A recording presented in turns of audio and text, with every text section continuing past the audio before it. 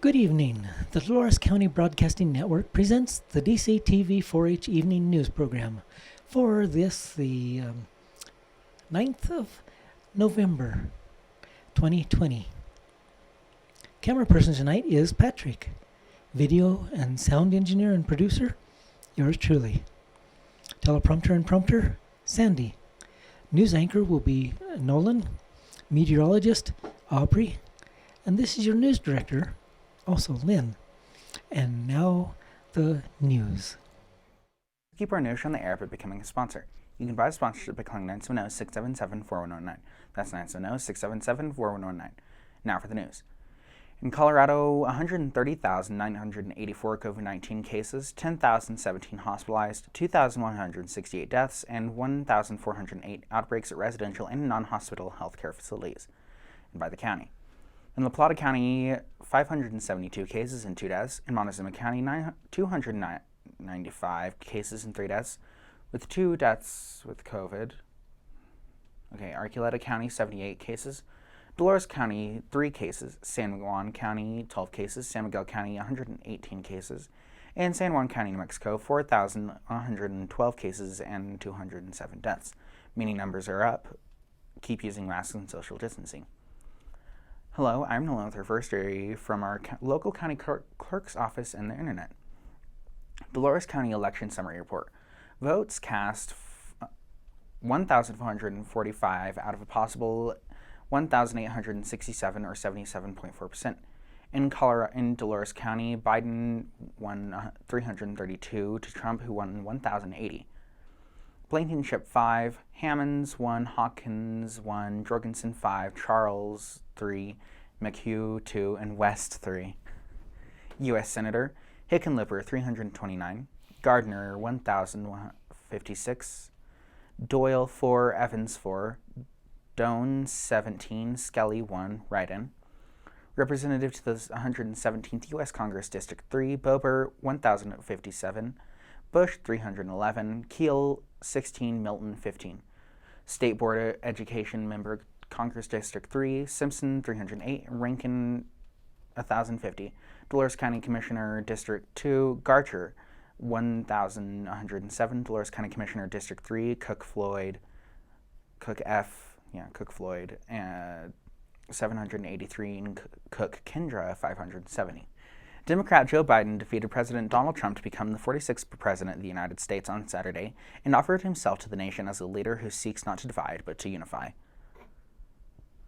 A country gripped by a historic pandemic and a confluence of economic and social turmoil. I sought this office to restore the soul of America, Biden said in a primetime victory speech not far from his Delaware home, and to make America respected around the world again and to unite us here at home.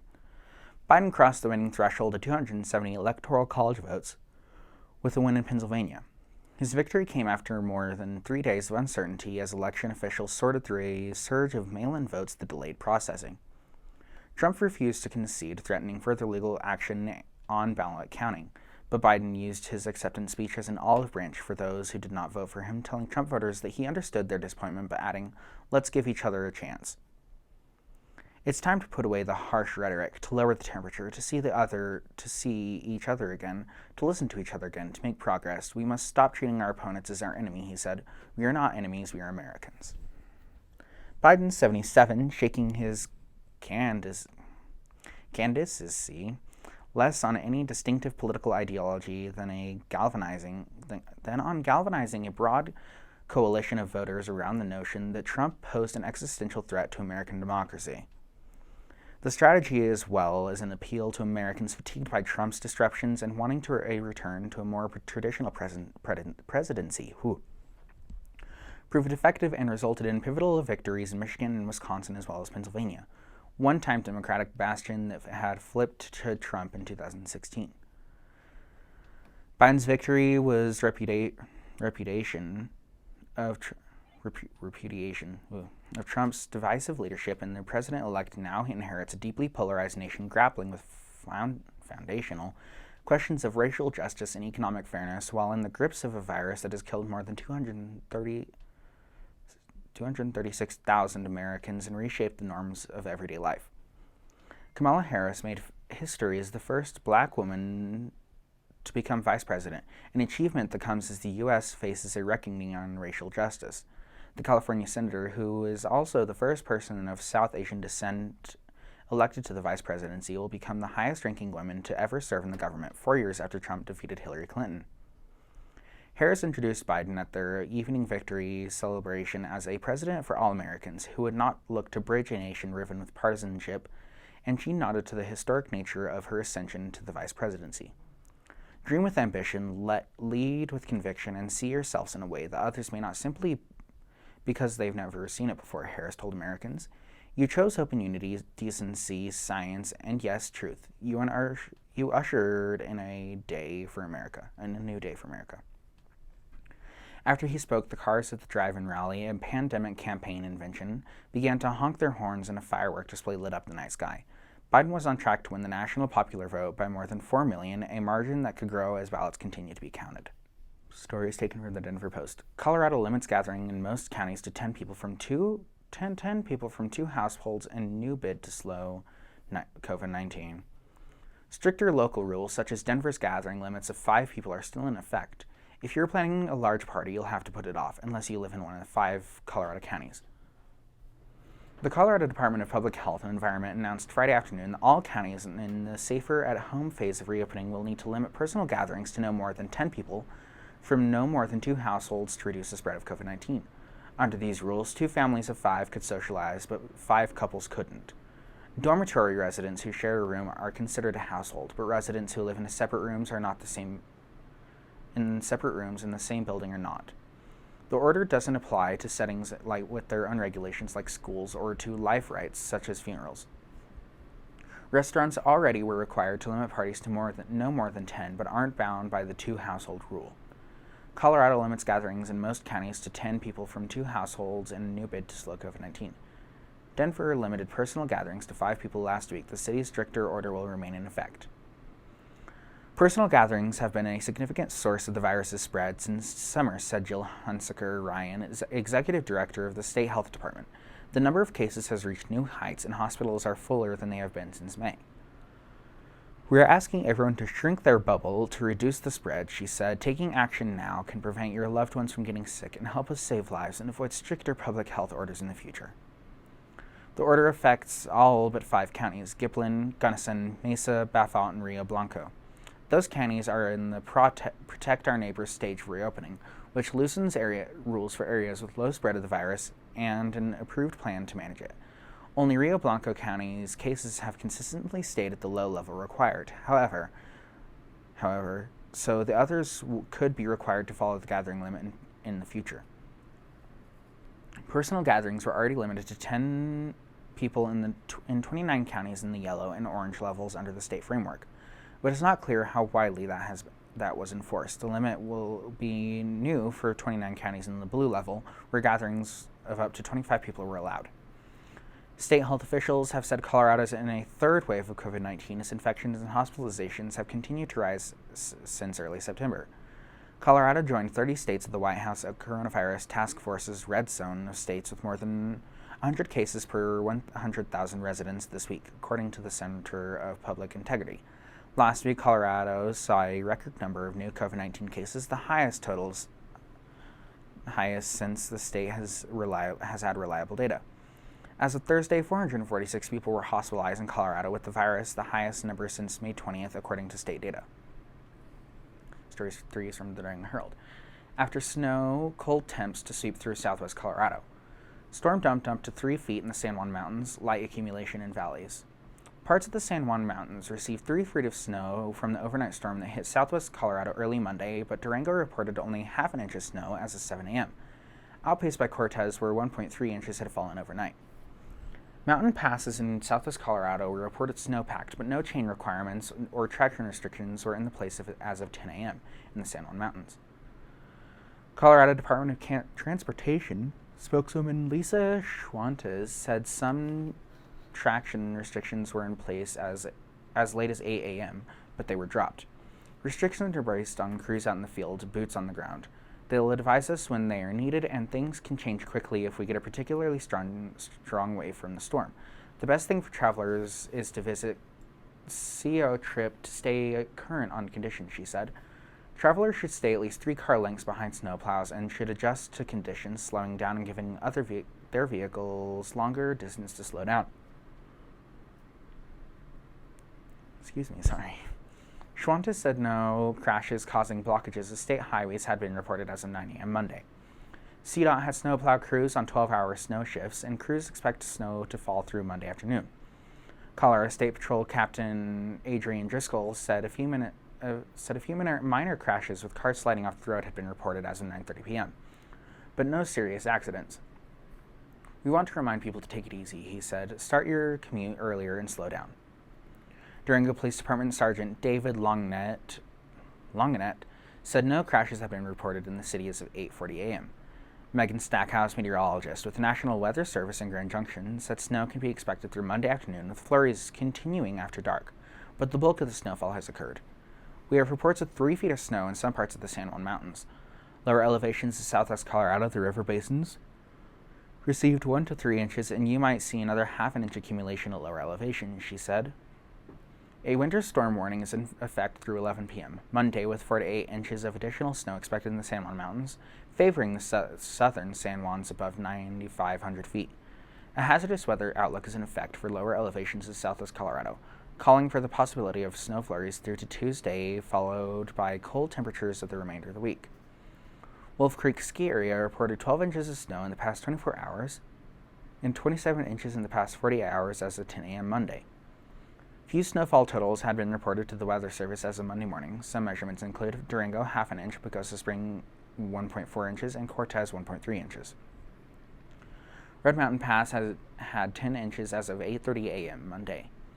Cortez weather watcher Jim Andrus said Cortez has received only 5.78 inches of precipitation year to date, compared with an average of 11.69 inches through the end of November. There's going to be cold air behind the storms, Stackhouse said. The low in Durango is expected to dip to 10 degrees Monday night and 9 degrees Tuesday night. Story first from the Durango Denver Post. Jeez. Trump fires Esper as Pentagon chief after her election defeat. President Donald Trump fired Defense Secretary Mark Esper on Monday, an unprecedented move by a president struggling to accept election defeat and angry at a Pentagon leader he believes wasn't loyal enough. The decision, which could unsettle international allies and Pentagon leadership, injects another element it's been a day of uncertainty to a rocky transition period as Joe Biden prepares to assume the presidency.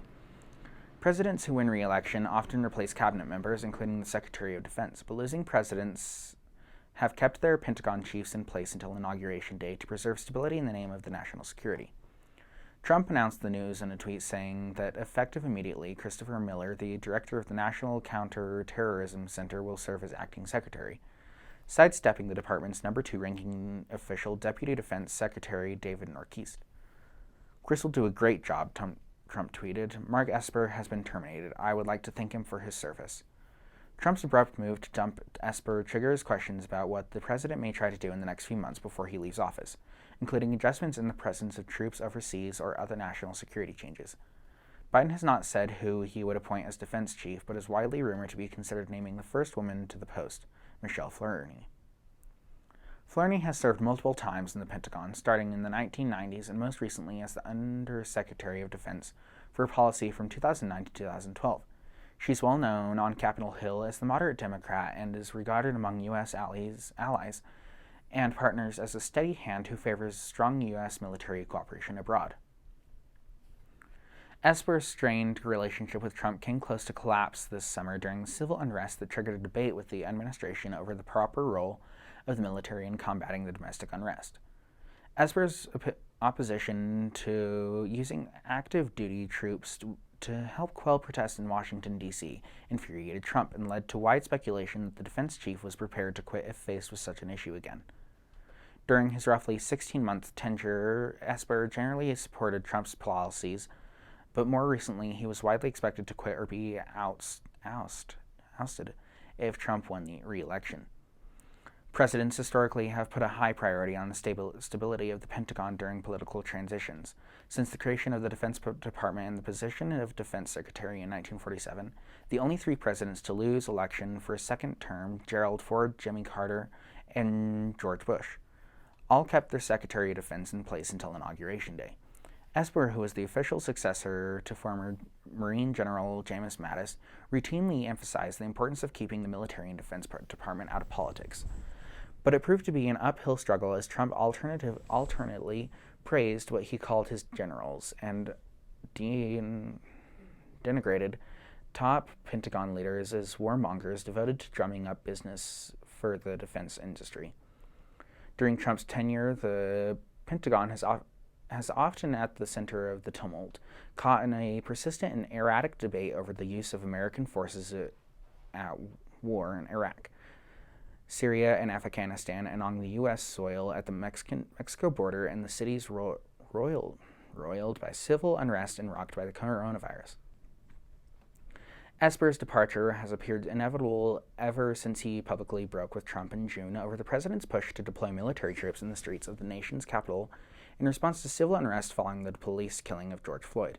Esper publicly opposed Trump's threat to invoke the 2 centuries-old Insurrection Act, which would allow the president to use active-duty troops in the law enforcement role. And Trump was furious when Esper told reporters the Insurrection Act should be invoked only the most urgent and dire situations, and we are not in one of those situations now.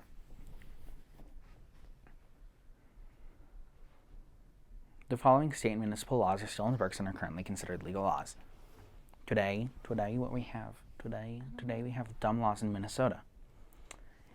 If wood is not neatly stacked, it is considered a public nuisance. Do like people trip over them or something? It has to look pretty. It's wood. Storing junk is also a public nuisance. So don't be a hoarder. Don't be gross. Don't be gross. Yes. Cats are not allowed Cats are not allowed to chase dogs up telephone poles. I didn't know dogs could go up telephone poles. I think they can. How? Dogs are magical. Animals may not sleep in bakeries. How? So these have happened before. This has happened before. That's why there's a law for it. Yeah, I don't know. I mean, it's gross. Yeah, If you're a man, you must grow a beard. What if you can't? What if you can't? And what if like they're very feminine and they don't want a beard? Or what if their beard gets lice? I don't know. Is that possible? I don't know. No child under the age of 12 may talk over the telephone unless monitored by a parent. Why? Creepy people. Yeah, and? And what? You don't give a kid a telephone, obviously. Oh, well, whatever. No man is allowed to make love to his wife with the smell of garlic, onions, or sardines on his breath. If his wife wants, law mandates that he must brush his teeth. So... There's a crazy lady that, like, wanted this law. I want to know... Do they have, like, someone come and sniff his breath before... Like, yeah. How do you determine that? Like, by law, you have to brush your teeth. Yeah, so, someone comes in, it's like... and then it's like... Okay, or does the wife and just be like, well, you made me mad today, so you smell like onions. It is illegal to park an elephant on Main Street. How do you park an elephant? How do you park an elephant? How do you get an elephant is my question. Where do you get this? In Minnesota. Hamburgers may not be eaten on Sundays. So no cows. You must not eat a cow. Are they Indian? Nolan. Well, I'm just being serious because you're not allowed to eat hamburgers. That's a very cultural thing. They're not allowed to eat cattle It's a common thing. and elephants. I don't know. I don't know. Any person who persuades another to enter a massage therapist business after 11 p.m. is guilty of a misdemeanor. I mean, that is pretty late to get a massage. Yeah. Okay, that sounds like I'm gonna stab you. Like, you should go here. I'm gonna take all your money. Well, just giving Just come on. Yeah. Now for a weather report with Aubrey. Our current weather data comes from the DCTV located in Duck Creek, beautiful downtown Duck Creek. The current temperature is 26 degrees. That is cold. Today's high was 34 degrees. The low was 24 degrees. The victory meter is at 29.87 inches and rising. Humidity is 91%. Winds between 1 and 4 from the southwest. Gusts have been up to 23 miles per hour. There was 700ths of an inch of moisture measured by the DCTV weather station today. Moisture for the month is 81/100ths of an inch. Moisture accumulation for the year is 5.41 inches. From the National Weather Service, here is the big map.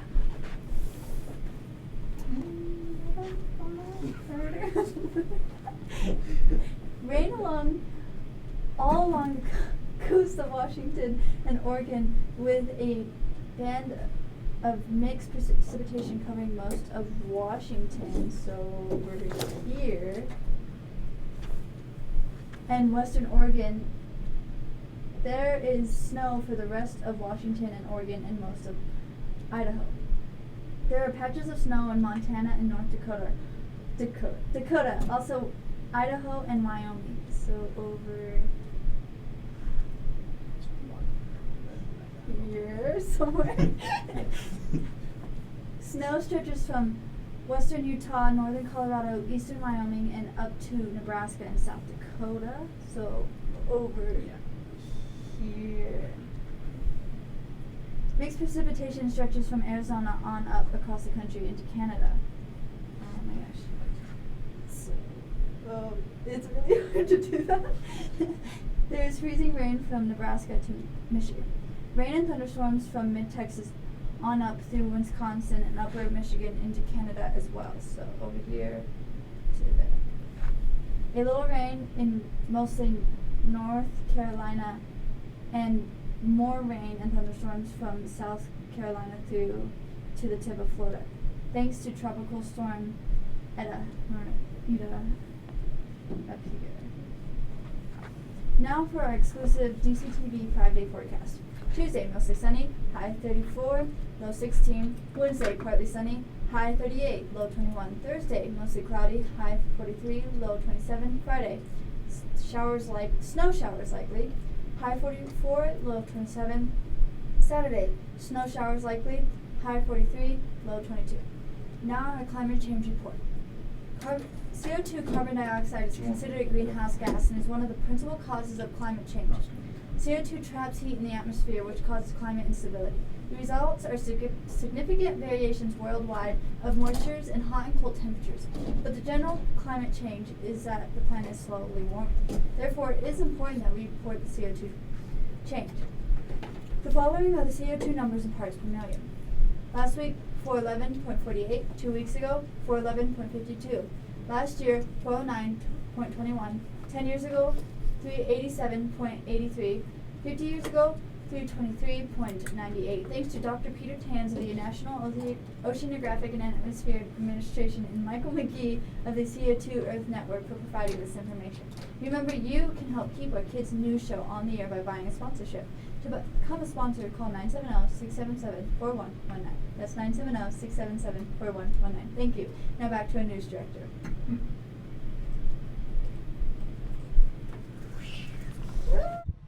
And that's the end of today's DCTV 4-H Evening News Program. Thank you for watching.